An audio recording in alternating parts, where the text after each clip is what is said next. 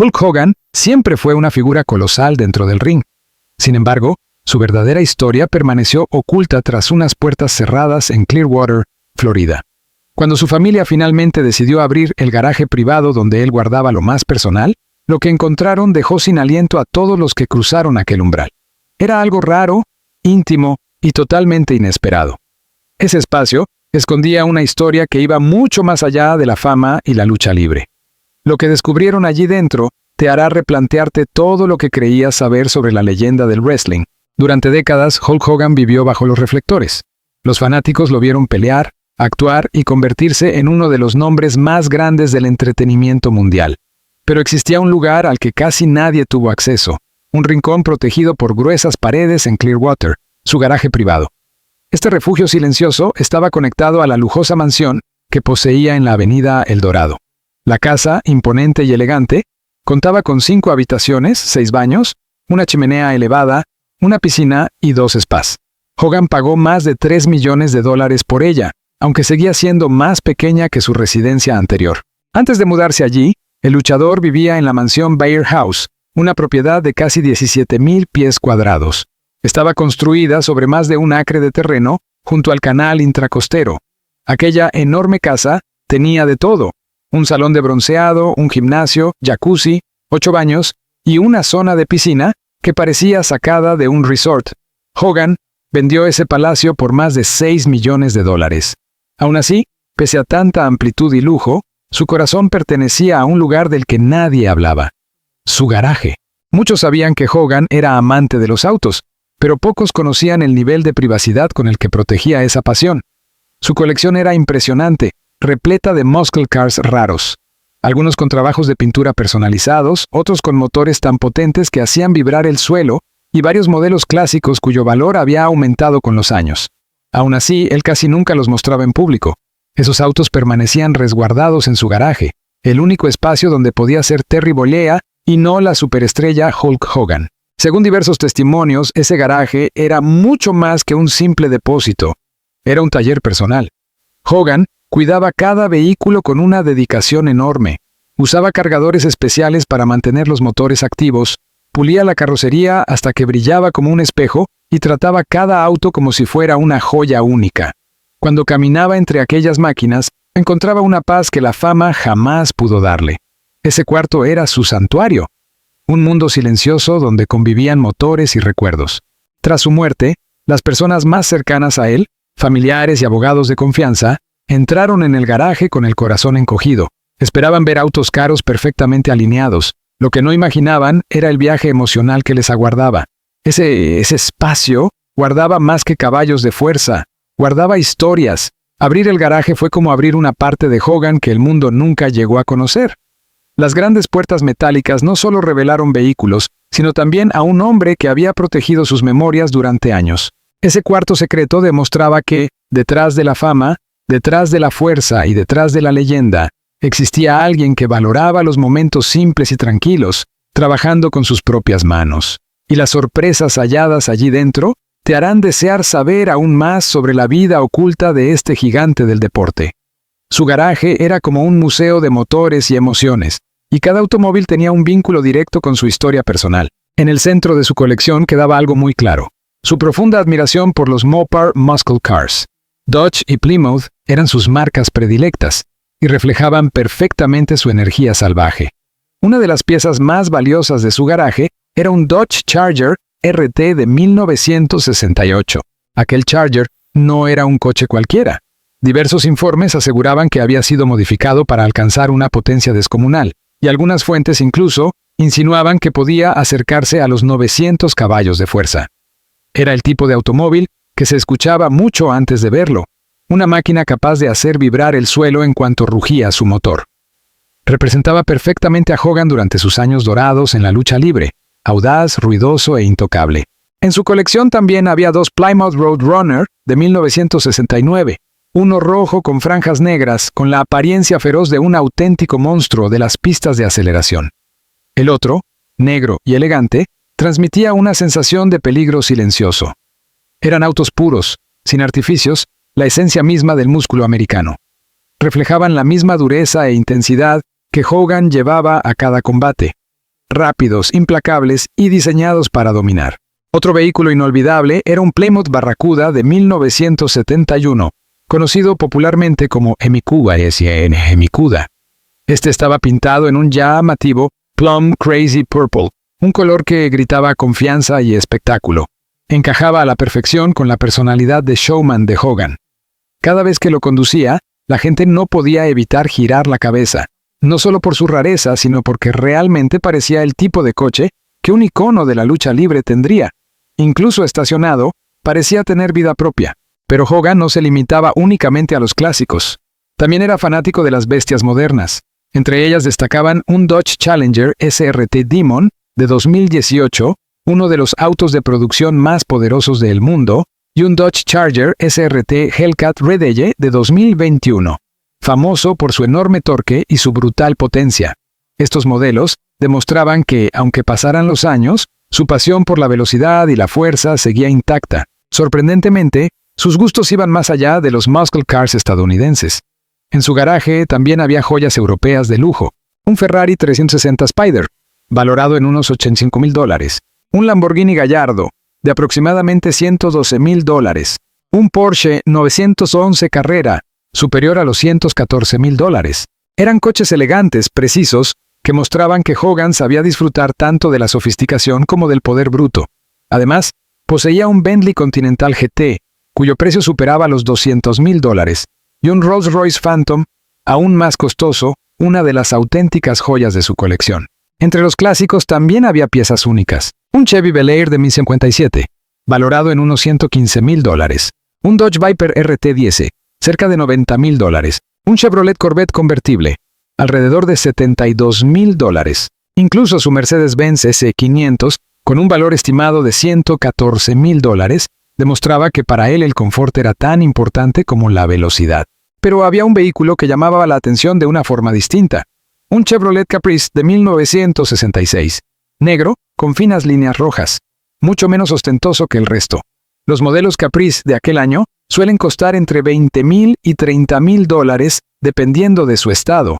Ese coche revelaba un lado más sereno de Hogan, una faceta que prefería la fuerza discreta antes que el poder ruidoso. Todos los autos del garaje estaban conectados a cargadores de mantenimiento para mantenerlos vivos, listos para arrancar en cualquier momento. No eran simples objetos decorativos, eran capítulos de su historia, alineados uno junto al otro. Sin embargo, en lo más profundo del garaje, envuelto en sombras, había un vehículo cubierto, un automóvil misterioso que nadie esperaba encontrar. La silueta de aquel vehículo no se parecía a ningún muscle car ni a ninguna máquina de lujo. Su valor era desconocido, su historia, un misterio, y su presencia insinuaba un capítulo secreto en la vida de Hogan que jamás había salido a la luz. Se trataba de su Chevrolet Corvette CCR1, un deportivo de alto rendimiento al que él tenía un cariño especial.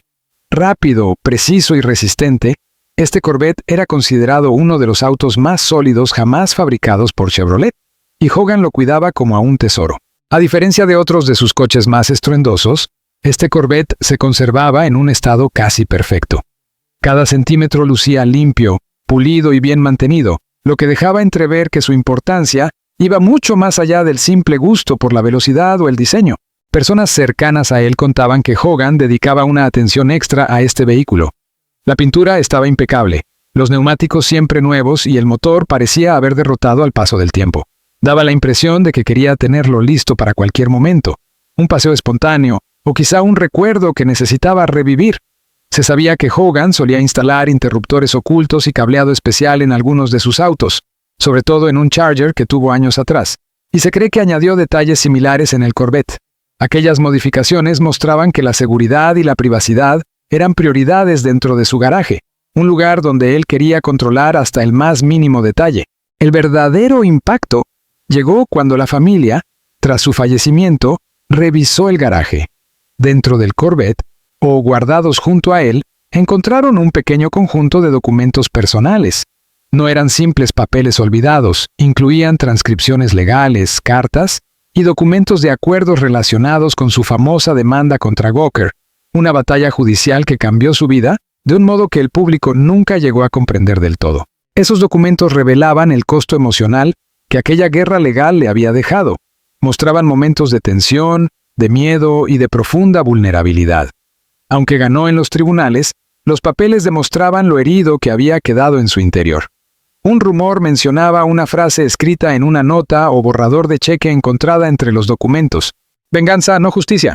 Nadie sabía si esas palabras nacieron de la rabia o del dolor, pero reflejaban lo personal que se había vuelto aquel conflicto. Detrás de la imagen del superhéroe, detrás del personaje más grande que la vida misma, se escondía un hombre que luchaba con heridas que nunca mostró en público. Ese garaje, entonces, dejó de ser simplemente un espacio para motores.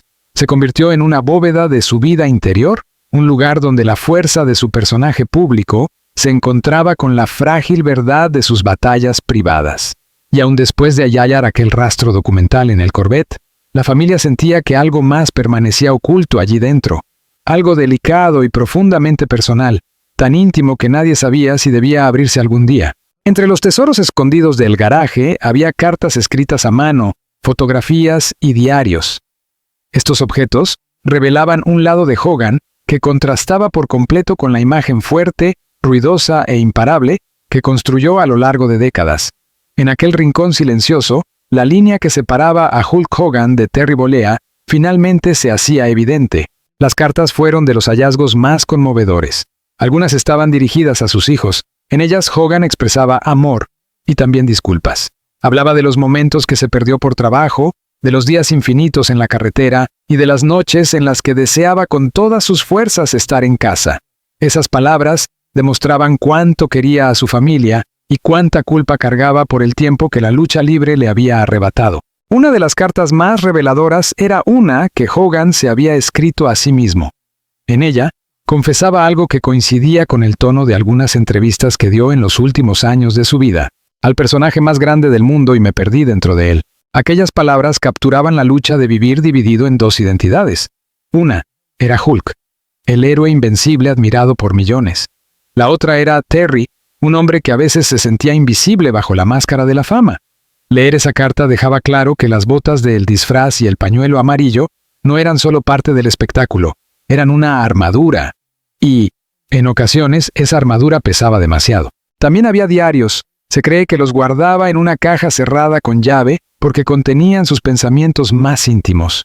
En esas páginas hablaba de la soledad durante las giras, de la presión constante de los fans y promotores, y de cómo la fama crea distancia incluso de quienes más amas. Admitía que a veces los aplausos se sentían vacíos, y que el silencio de las habitaciones de hotel podía ser más ensordecedor que cualquier multitud. Las fotos Polaroid completaban aquel paisaje emocional. No eran imágenes posadas ni llenas de glamour. Eran retratos crudos, auténticos que capturaban su vida real. Algunas mostraban reuniones familiares con sus hijos sonriendo a su lado. Otras revelaban momentos detrás del escenario junto a compañeros de lucha. Aparecían bromas compartidas, noches largas y la hermandad que se forjaba dentro del ring. Pero hubo una Polaroid que destacó sobre todas. En ella se veía a Hogan solo en un garaje, sin disfraz, sin focos, sin la energía del espectáculo. Tenía un gesto cansado, no derrotado, sino humano. Una imagen silenciosa del hombre detrás de los músculos. Todos estos objetos transformaban el garaje en algo mucho más profundo que un simple almacén. Lo convertían en un museo privado de su verdadera identidad. Un lugar donde la figura pública y el ser humano por fin podían coexistir. Cada carta, cada foto, cada palabra escrita en sus diarios mostraba con claridad que, detrás de la leyenda, había un hombre que buscaba paz. Pero bajo un banco de trabajo, escondido entre otras cajas, la familia encontró un paquete sellado. Llevaba una advertencia escrita a mano. Privado, no copiar. Cuando finalmente lo abrieron, lo que vieron los dejó inmóviles. A primera vista, aquella caja sellada parecía común. Estaba envuelta con una cinta adhesiva vieja y etiquetada, de una manera que transmitía inquietud, como si Hogan quisiera estar seguro de que nadie la abriría a menos que fuera absolutamente necesario. La letra estaba apurada pero cuidadosa, el tipo de escritura que refleja que quien la hizo estaba guardando algo que temía y, al mismo tiempo, necesitaba conservar. Cuando por fin la colocaron sobre el banco y retiraron la cinta, comprendieron que no estaban abriendo un contenedor, sino una puerta a un mundo que casi nadie conocía. Dentro había cintas VHS y grabaciones antiguas. No eran videos promocionales ni segmentos televisivos, eran grabaciones caseras. Algunas mostraban barbacoas familiares, otras noches tranquilas entre amigos.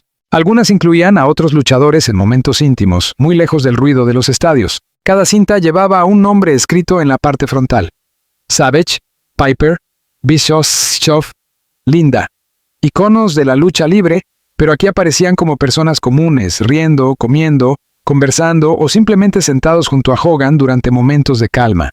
Estas grabaciones mostraban el mundo privado en el que él vivía, un mundo que casi nunca compartió con nadie.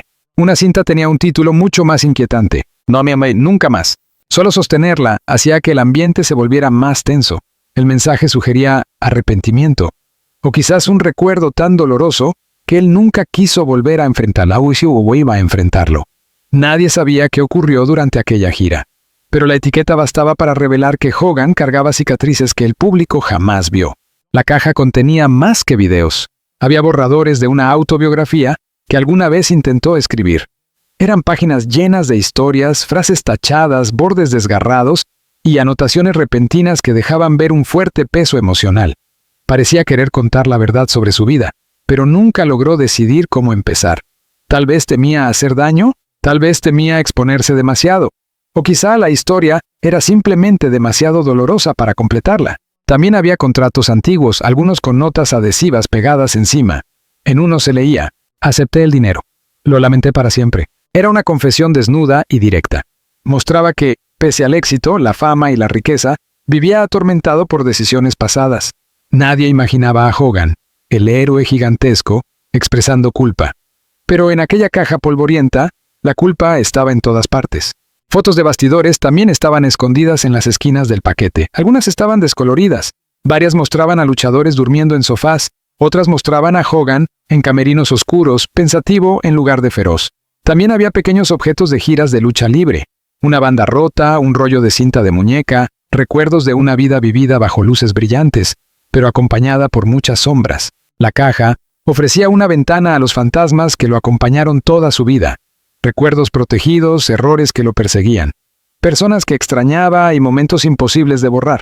Pero lo más impactante no fueron las cintas ni las notas. Justo al lado de la caja, bajo varias lonas pesadas, se escondía un coche personalizado a medio construir. Y en el capó, alguien había escrito un mensaje que dolía más que cualquier golpe recibido en el ring. Cuando la familia levantó aquellas lonas, convencida de que encontraría otro automóvil terminado a la perfección, se encontraron con algo totalmente distinto. Lo que encontraron no fue otro coche terminado, ni una pieza más de su colección. Fue algo mucho más personal y perturbador. Ante ellos había un vehículo personalizado aún sin terminar. No tenía placas, ni modelo, ni registros oficiales. Solo un chasis trabajado con precisión, un motor biturbo, rieles hechos a medida y un cableado incompleto. No era un juguete ni un trofeo. Era un proyecto en el que Hogan había volcado emociones que nunca expresó en público. En la estructura metálica había una pequeña placa con un mensaje grabado: para aquellos a quienes fallé. Era una frase breve, silenciosa, pero profundamente poderosa. Daba a entender que ese automóvil estaba pensado como una disculpa o un homenaje a personas que él creía haber herido o decepcionado. Dentro de la puerta del conductor hallaron una nota escrita con su característica letra apresurada: todavía intento arreglarlo. Esas palabras revelaban el verdadero propósito del proyecto. No se trataba de velocidad ni de potencia, era un intento de redención. Los asientos añadían un misterio aún mayor. Llevaban unos monogramas que no coincidían con los nombres de su esposa ni de sus hijos. Esas iniciales apuntaban a alguien fuera de su familia inmediata, alguien lo suficientemente importante para que él quisiera construir un coche entero en su honor. Una persona a quien deseaba dedicarle un gesto silencioso y privado. Dispersos alrededor del vehículo a medio construir, había viejos folletos de lucha libre. Parecían colocados, no tirados al azar. Algunos mostraban a amigos con los que había perdido contacto, otros a luchadores ya fallecidos. Parecía que aquel coche estaba conectado a recuerdos del ring, rivalidades, amistades, errores y arrepentimientos. El garaje había dejado de sentirse como un depósito de autos. Ahora se percibía como un taller de sanación. Hogan había pasado noches tratando de arreglar algo más que piezas mecánicas. Estaba intentando reparar fragmentos de su pasado. Y justo cuando su familia creía comprender sus remordimientos, alguien reveló lo que Hogan hacía en el garaje la mayoría de las noches. Y no era conducir. Hogan vivió su vida más ruidosa frente al público, pero quienes lo conocían de verdad decían que su mundo auténtico era silencioso. Muchas noches se sentaba dentro de su Corvette o simplemente permanecía en el garaje durante horas, sin música, sin motor, sin movimiento, solo silencio. Como si aquel lugar fuera el único espacio donde se permitía pensar, respirar y enfrentar todo lo que escondía. Un día, mientras limpiaban una de sus Harley, la familia encontró un pequeño mensaje enrollado dentro del tanque de gasolina. Decía: «Construí este mundo para mantenerte a salvo. Lamento cuando no lo logré». Aquellas palabras pesaban más que cualquier trofeo. Mostraban que sus máquinas no eran simples máquinas, eran su manera de proteger a quienes amaba, especialmente en los momentos en los que sentía que había fallado. Su hija Brooke recordaba verlo dibujar partes de autos por las noches en la mesa de la cocina. Pero las formas, las líneas, los detalles, parecían más que bocetos. Quizá cada dibujo era un intento de reconstruirse pieza por pieza, tal como reparaba motores rotos. Sherry, alguien muy cercano a él, contó que una vez lo oyó decir que quería arreglar más que motores. Quería reparar arrepentimientos, quería reparar cosas que ninguna herramienta podía arreglar. Tras su muerte, la familia tomó una decisión difícil: cerrar el garaje para siempre.